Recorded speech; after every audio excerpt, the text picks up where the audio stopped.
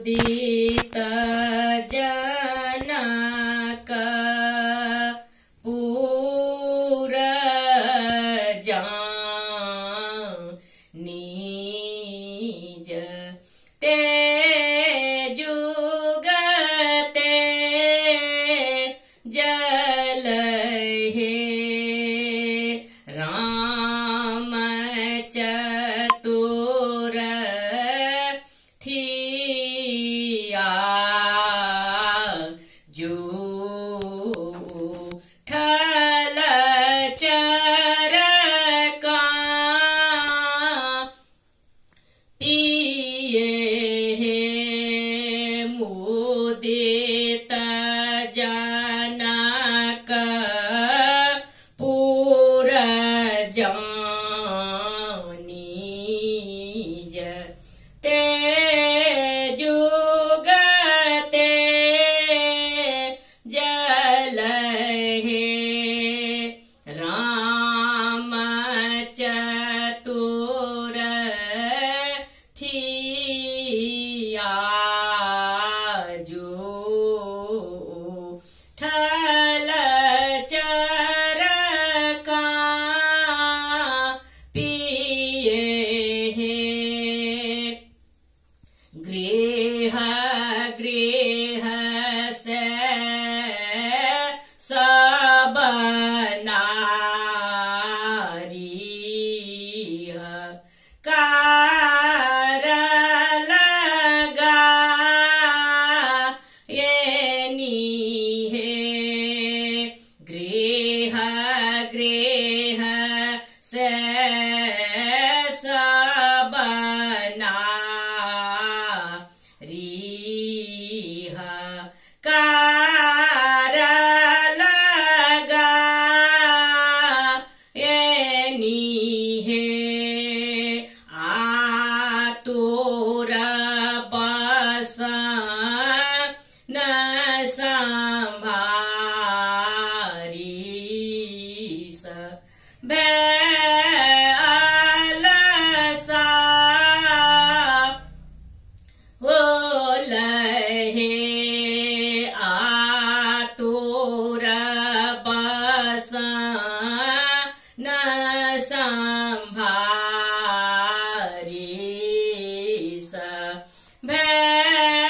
अलसा बोल हे